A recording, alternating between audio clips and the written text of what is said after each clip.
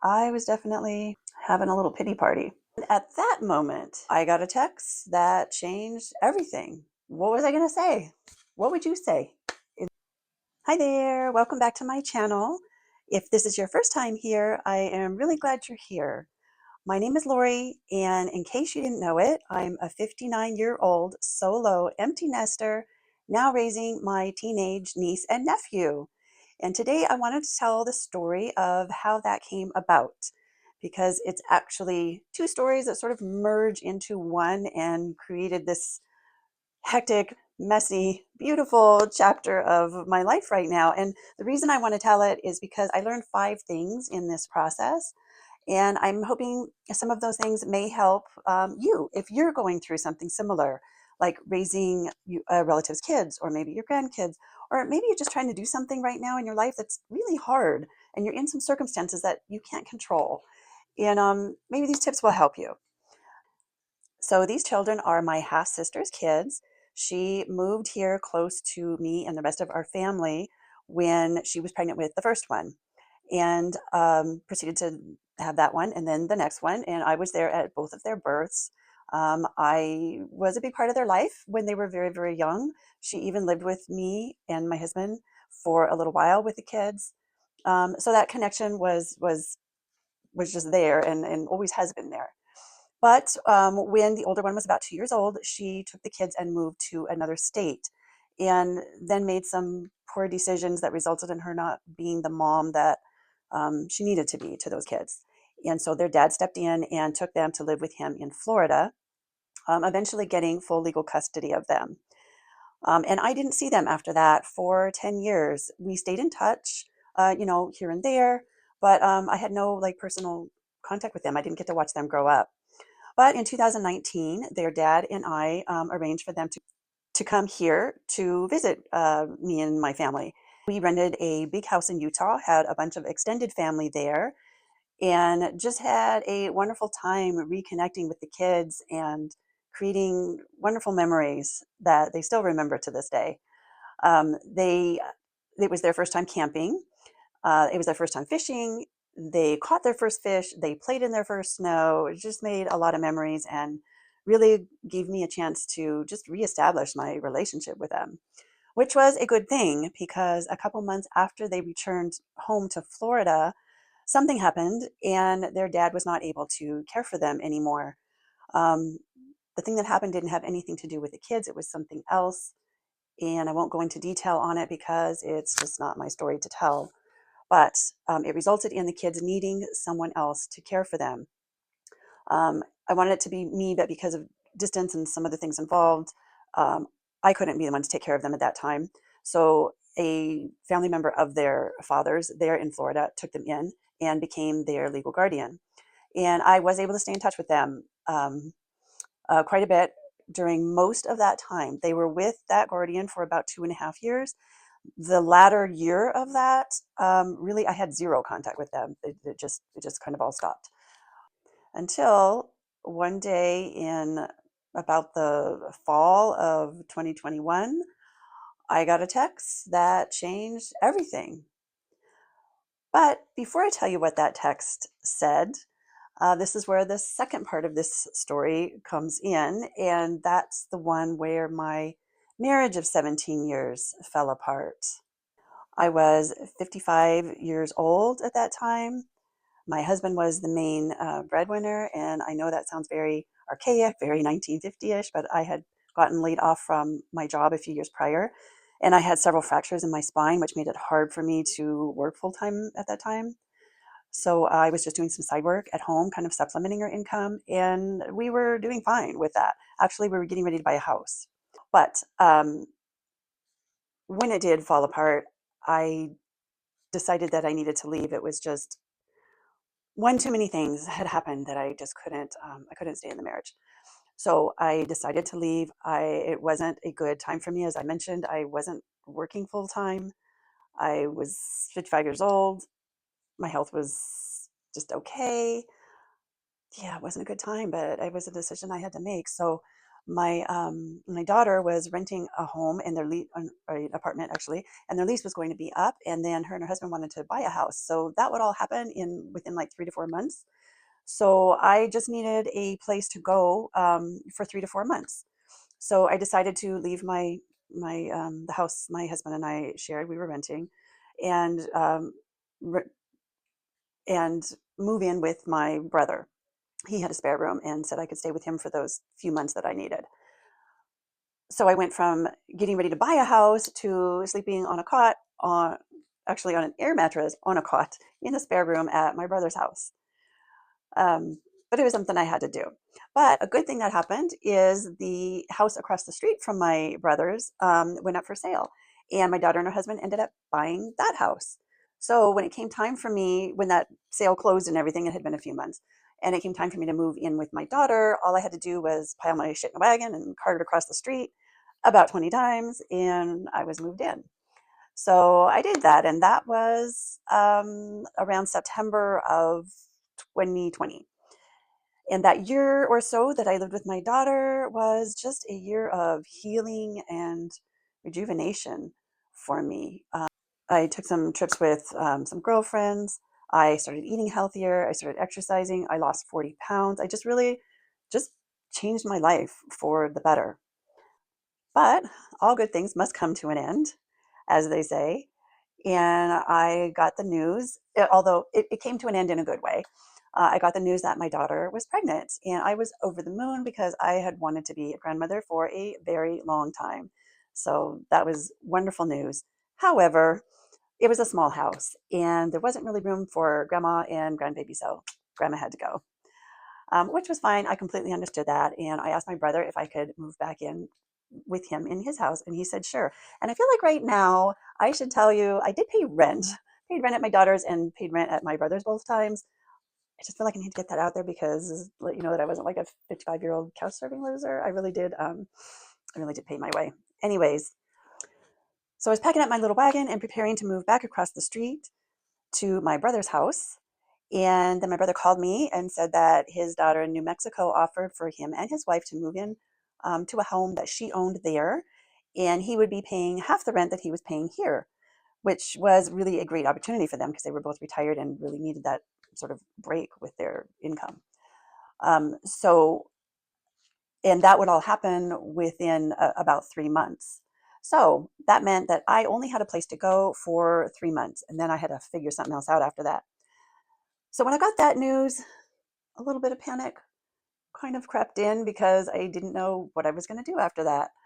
A friend did have a room to rent in her house and offered that to me, so that was a possibility. Although I had one more dog than she would have preferred, so I don't know how that would have worked out. But yeah, so I felt a little bit starting to feel a little bit sorry for myself. Not to mention the fact that my back was killing me because I was packing and preparing to move back across the street. So at that moment, I was laying on a cold pack on my bed, in pain, sort of ruminating over my marriage ending and other things and choices that I'd made in my life that got me to where I was there at that moment, which was pretty much almost homeless. And you have to keep in mind that my husband and I at one time owned a big home, and every member of my family lived with me at one time or another over the course of the 12 years that we lived there. My sister, my sister, who's the mother of the two kids, and then also my other sister, my mom, my brother and his wife, like everybody at one time or another lived with me. I was the one who had the home that everybody came to, and I was happy to do that. I was proud to be able to do that. I loved having my family around me, and I loved being that person that everybody could come to and I could help them. And now, or at that moment, I was not in a position to help anybody. I didn't even know what I was going to do to take care of myself. So yeah, I was definitely having a little pity party. And at that moment is when that text came that I mentioned earlier, that text that changed everything. And the text was from the kid's current legal guardian at that time. And basically it said, I can't do this anymore. Can you take the kids? and it came out of the blue. I hadn't had any contact with them for a long time. What would I say? I was in no position to be taking in a couple of kids. I had an income enough to support myself, but not enough to support 3 people. I didn't have a home to go to. What was I going to say? What would you say in that position? I said the only thing that came to mind to say, the only thing that my heart told me to say. So I texted back, yes, I'll take the kids. Let me just figure a few things out. And boy, was that an understatement. But at that moment, I realized I had purpose. I had a mission. I was going to get those kids.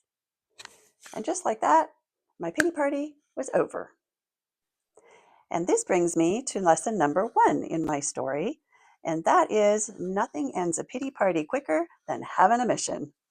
Once I made that commitment to take in those kids, it put a fire in my heart and under my butt to get me moving to do what needed to be done. And then I was too busy and too focused to feel sorry for myself anymore. So I'm just going to put this out there for you if you're feeling low or feeling sorry for yourself, or maybe some circumstances happening in your life that you really can't control. Find yourself a mission. It doesn't have to be a big mission or project. It could be just something small. If it's something that helps somebody else, all the better. Go help a neighbor, go volunteer somewhere. If you're not in a position to help somebody else, then just tackle something that helps yourself and gives you a feeling of accomplishment. Clean out a closet, clean out some kitchen cupboards, go tackle the garage. Anything, something, any small mission or project that just kind of pulls you outside of your head and gets you doing something that's productive and just kind of moves you forward and takes that pity party energy and puts it into something more positive. I guarantee you it will help. And lesson number 2 is that love moves mountains. You know, the Bible says that faith moves mountains. Love moves mountains too. It was nothing but love that motivated me to say yes to taking in those 2 kids when logic was screaming, no, what are you thinking? You're in no position to do this right now. Stop, abort. But love transcends logic. So if you are hesitating to commit to something, dig deep and find that love or that passion for it, whether it's a project or a cause or whatever. Let love motivate you to just take the leap and just do it. So back to my story. So my pity party was over, and I finished packing up my little wagon and carting it across the street and moved into my brother's house. And I realized I need to tackle my 2 mountains, the biggest 2 mountains in my process, which was I needed a full-time job that could support me and the kids, and I needed a home. So after my brother gave his notice to his landlord that he would be moving, I contacted the landlord and asked if I could rent the house. It would be way convenient because it was right across the street from my daughter's. So I would be near, having some help. Um, and yeah, it would just be like the most convenient thing. And the landlord said, yes, they would consider that as long as I could qualify for it. So then I knew, okay, well, I need to get a job because I need to qualify to rent that house. So I started looking online for a job. Ultimately, I ended up reaching out, and this is the best way to find a job, I was told. And then when I tried it, it worked. But I reached out to contacts that I had in the industry I was in before, which I used to do mortgages like years ago. And I reached out to all of the contacts I had that were still in the business. And one of them gave me an interview, and I got a job. So I had the job, and then I was able to apply to rent the house. I still didn't have quite enough income actually to qualify for the house on paper. So my sister, not the mother of the kid's sister, the other sister, co-signed for me to rent the house, which I'm super grateful for. And so I had the house. So in a couple weeks' time, I had a home for me and the 2 kids, and I had a job to support us. 2 big mountain obstacles done. So that brings me to lesson number 3, and that is you are way more capable than you think you are. Most missions or projects or whatever you want to call it have a lot of steps to go through to get to the end result. And mine certainly did. My first two biggest ones were the job and home, but I had to clean out the home. My brother, when they moved away, they left a lot of stuff behind because they really didn't have room in their U-Haul, and they were older and didn't have really the capability of getting rid of like a lot of their stuff that needed to be done. So I did it after they moved. I had to clean out the house, um, furnish it for the kids, go through the foster licensing process. That process alone was a whole bunch of steps. So there was a lot of things I had to do. But you know what?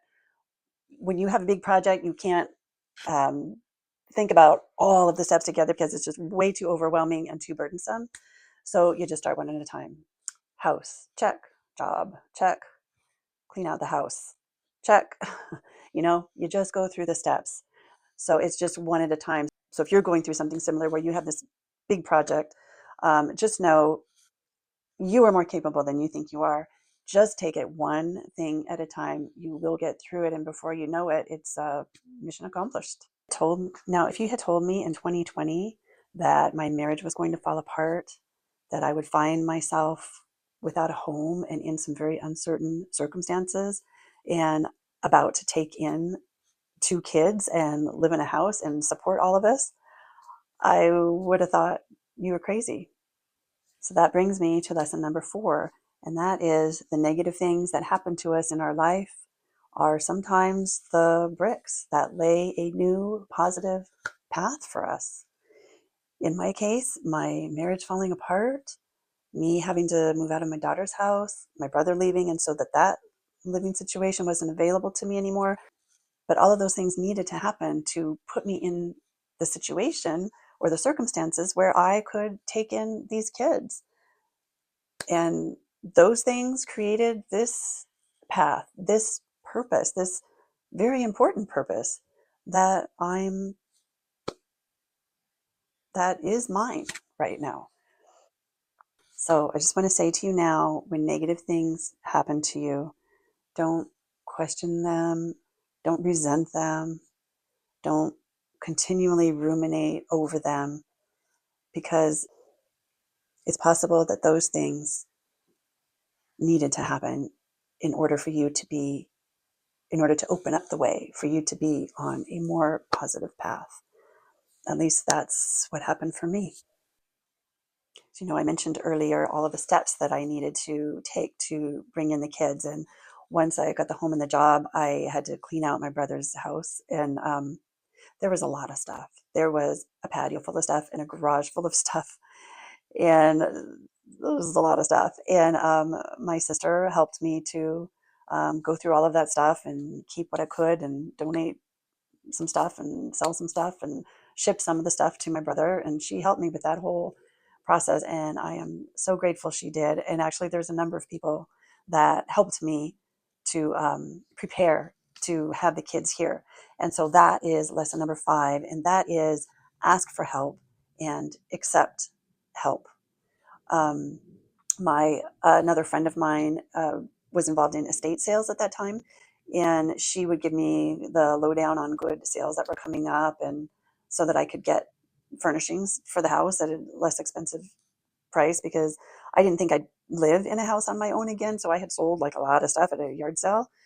Um, and here I was, I needed to buy it all back pretty much. I needed silverware and I needed dishes and just, all those things that you need in a house. And I got a lot of that stuff for inexpensive or free at some estate sales. And that was thanks to my friend. Um, some other help I got came from a very unexpected source, and that was my ex husband. I didn't think that he and I would be friends after everything that happened, the heartache and the just everything. Um, but now at this day, 4 years later, we are friends. And he helped me out a lot and still does with the kids. He did some repairs in the house to for me to be able to get the foster license that I needed to have the kids here.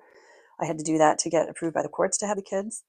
And he helped me fix those things. He helps giving the kids rides places. My nephew is in Civil Air Patrol and has meetings every Monday night.